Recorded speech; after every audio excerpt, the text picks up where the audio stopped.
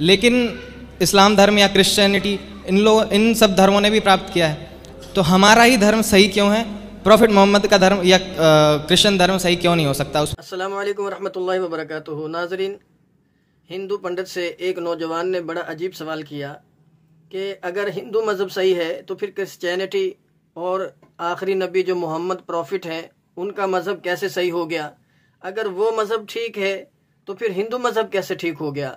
तो नाज़रीन, डॉक्टर जाकिर नाइक का भी जवाब सुनेंगे और इस हिंदू पंडित का जो है जवाब भी सुनेंगे कि वो क्या जवाब देते हैं। तो आपसे गुजारिश है कि वीडियो को आखिर तक देखिएगा। चलिए बिना ताख़ीर के जो है वीडियो को शुरू। गुरुदेव, मेरा सवाल यह था कि जीवन में सुख भी होते हैं, दुख भी होते हैं। जितना दुख होता है उतना ही सुख भी होता है, और जितना सुख है उतना दुख होना ही है। ये मैंने एक्सपीरियंस किया है और ये बताया भी जाता है।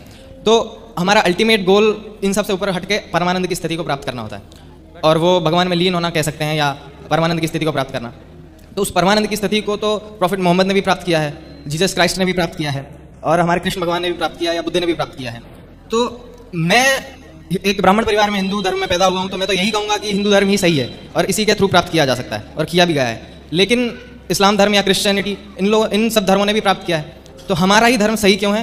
प्रॉफिट मोहम्मद का धर्म या क्रिश्चियन धर्म सही क्यों नहीं हो सकता उस स्थिति को प्राप्त करने के लिए? आप एक प्रश्न का उत्तर दीजिए कि किसी की हत्या करना सही है या किसी के प्राणों की रक्षा करना सही है? प्राणों की रक्षा करना सही। तो हम भारतीय, हम सनातनी वो हैं जो कहते हैं अहिंसा ही परमो धर्मः, जहां हत्या की कोई गुंजाइश नहीं है। हम लोग अहिंसा के पुजारी हैं। हमारे यहाँ होली आए, दीपावली आए, मकर संक्रांति आए, कोई भी बड़े से बड़ा त्यौहार आ जाए, हमारे यहाँ किसी की हत्या नहीं होती। लड्डू बांटकर मकर संक्रांति मनाई जाती है, दीप जलाकर उत्सव मनाए जाते हैं। लेकिन अन्य लोगों के यहाँ त्यौहार आते हैं तो खून की नदियां बह जाती हैं। अब आप ही बताइए कि कौन श्रेष्ठ है, वो लोग जो हत्या कर रहे हैं या वो लोग जो अहिंसा के पुजारी हैं? आप ही बताइए। जी, जो लोग अहिंसा के पुजारी हैं वो श्रेष्ठ हैं आपकी नजर में? बिल्कुल श्रेष्ठ। इसलिए सनातन श्रेष्ठ है, क्योंकि अहिंसावादी है सनातन। आप अहिंसावादी बन जाइए, मैं आपको भी श्रेष्ठ मानूंगा और आपको भी प्रणाम करूंगा। लेकिन आप कहें कि नहीं जी मैं तो गाय को मार के खाऊंगा, आप कहें कि नहीं मैं तो बकरा खाऊंगा, तो फिर मैं आपको श्रेष्ठ किस आधार पर मानूं? आपके अंदर दया होती तो आप किसी जीव की हत्या ना करते। दया वो है जो आप किसी के प्राणों की रक्षा करें, ना कि किसी के प्राणों का भक्षण करें। और जहां तक मैं प्रॉफिट मोहम्मद के बारे में जानता हूं, उन्होंने भी कभी मार काट की तो बात नहीं की, वो सब भी बाद में आया। तो जब नहीं की तो फिर उनके अनुयायियों से आप ये पूछिए कि फिर जब उन्होंने नहीं की तो फिर आप क्यों करते हैं?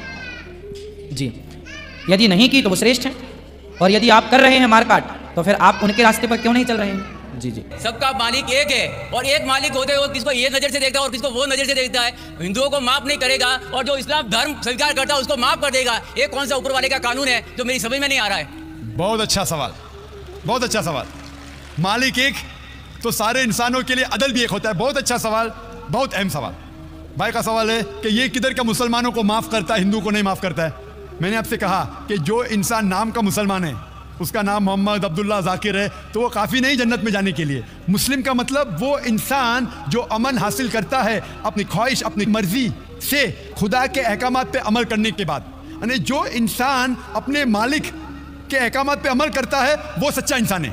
वो नाम का क्या है उसका मैं कोई लेना देना नहीं। यहाँ मैं कह रहा हूँ कि जो इंसान अल्लाह के अलावा किसी के साथ शिर्क कर रहा था, आज शिर्क करना छोड़ दिया, आज उसके गुनाह माफ होंगे, चाहे कोई भी हो। आप भी अगर कहते कि मैं शिर्क करना छोड़ दूंगा, अल्लाह के अलावा किसी और की इबादत नहीं करूंगा, जो हिंदू मज़हब की किताब में लिखा है, और मैं मानूंगा आखिरी पैगंबर मोहम्मद सल्लल्लाहु अलैहि वसल्लम में, चाहे आप ईसाई है, चाहे आप हिंदू है, चाहे आप यहूदी है, आज आप अगर अपने मालिक का कहना मानेंगे तो आपका मालिक आपको माफ़ करेगा। लेकिन अगर आप कहेंगे मेरा मालिक एक, लेकिन मालिक का कहना नहीं मानेंगे, तो मालिक कैसा माफ़ करेगा? मिसाल के तौर पे एक एग्जामिनेशन होता है, टीचर सारे तालिबे इल्म के लिए बराबर है।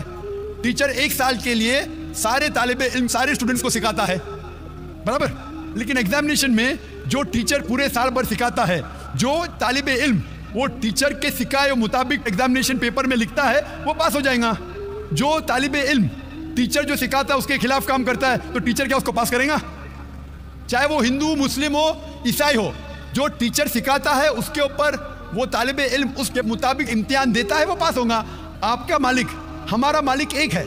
सारी किताबों में लिखा है, हिंदू मज़हब की किताब में, यहूद मज़हब की किताब में, ईसाई मज़हब की किताब में, इस्लाम मज़हब की किताब में, सिख मज़हब की किताब में, कि मालिक एक है। मालिक के अलावा किसी की इबादत नहीं करना चाहिए, खुदा के अलावा किसी की इबादत नहीं करना चाहिए। कल मैंने फरमाया था कि उस खुदा की कोई प्रतिमा नहीं, कोई अक्स नहीं, कोई फोटोग्राफ नहीं, कोई पिक्चर नहीं, कोई बुत नहीं, कोई मूर्ति नहीं। फिर अगर आप मूर्ति देंगे तो आप मालिक का कहना नहीं मान रहे। तो अगर आप मालिक का कहना मानेंगे, आपका नाम कुछ भी हो, मोहन हो, कुछ भी हो, शंकर हो या अब्दुल्ला हो, अगर आप मालिक का कहना मानेंगे तो आप सचमुच उस मालिक के बंदे हैं। अगर आप मालिक का कहना मानेंगे तो आपके गुनाह माफ हो जाएंगे।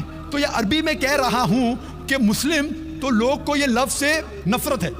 अगर नफरत है तो मैं मुस्लिम लफ्ज को निकालता हूं। मैं ये कहता हूं जो भी इंसान अपने मालिक का कहना मानता है उसे अरबी में कहते हैं मुस्लिम। लेकिन आपको मुस्लिम शब्द से नफरत है, मुस्लिम शब्द को निकाल दो।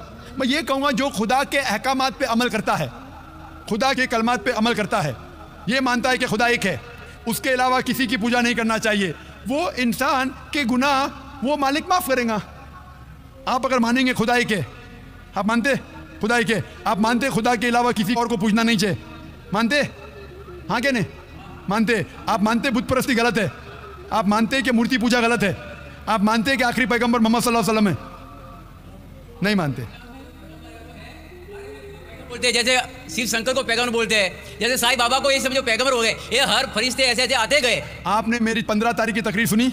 मैंने नहीं सुना। मोहम्मद सल्लल्लाहु अलैहि वसल्लम का जिक्र मुख्तलिफ मजहबी किताबों में, आप कैसेट लीजिए, मेरी तकरीर है मोहम्मद सल्लल्लाहु अलैहि वसल्लम का जिक्र मुख्तलिफ मजहबी किताबों में। इसमें मैंने साबित किया हूँ कि मजहबी किताब बदलने के बावजूद सब मजहबी किताब में लिखा है कि आखिरी पैगंबर आने वाले हैं। उस आखिरी पैगंबर का नाम है मोहम्मद सल्लल्लाहु अलैहि वसल्लम। आप हिंदू मजहब से ताल्लुक रखते?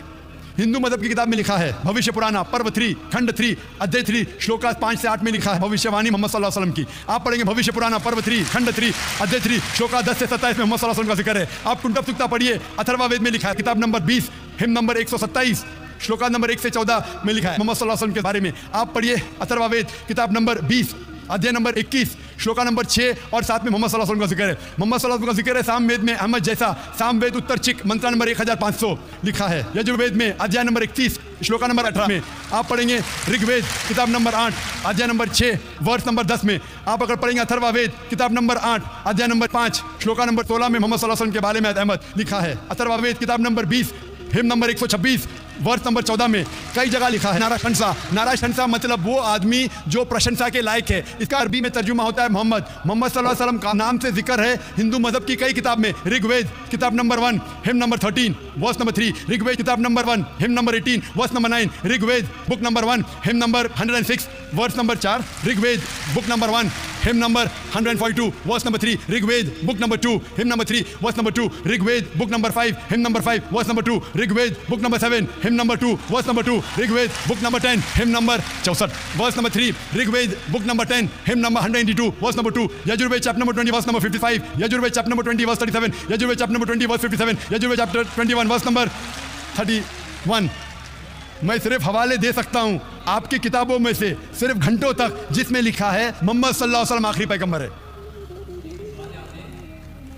आज जो इस्लाम कबूल कर रहे हैं उनको ये समझाओ कि इस्लाम धर्म क्या है।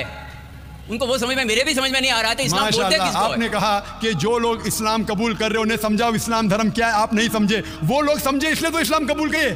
आप भी समझेंगे तो आप भी कबूल करेंगे। ये 10 रोज़ा कॉन्फ्रेंस जो था, हमारा मकसद था बताने के लिए सारे इंसानों को इस्लाम क्या है।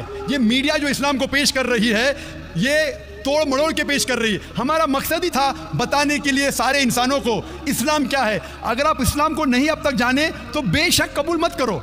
जब भी पहचान लेंगे इस्लाम को तो इंशाअल्लाह आप भी शहादत देंगे। मेरी दुआ है अल्लाह सुब्हानहू व तआला से, उस मालिक से कि आपको हिदायत दे कि आप ये माने कि अल्लाह एक है, अल्लाह के अलावा कोई माबूद नहीं और मोहम्मद सल्लल्लाहु अलैहि वसल्लम आखिरी पैगंबर है। मैं कहूँगा वॉलंटियर से कि आपको मेरी DVD दे मोहम्मद सल्लल्लाहु अलैहि वसल्लम का जिक्र मुख्तलिफ मजहबी किताबों में, उसमें सारे हवाले हैं। और एक खुसूसन तकरीर है मोहम्मद सल्लल्लाहु अलैहि वसल्लम का जिक्र हिंदू मजहबी किताब में, सिर्फ हिंदू मजहब में। आप उसको देखो और इंशाअल्लाह आप इस बात को तस्लीम करेंगे आज नहीं तो कल कि अल्लाह एक है, उसके अलावा कोई माबूद नहीं और मोहम्मद सल्लल्लाहु अलैहि वसल्लम आखिरी पैगंबर है। Hope the answer.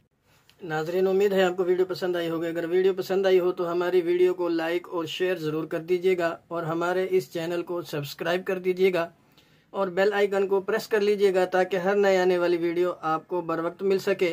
नाजरीन, और अपनी राय का इजहार कमेंट बॉक्स में ज़रूर कीजिएगा कि आपको ये वीडियो कैसी लगी।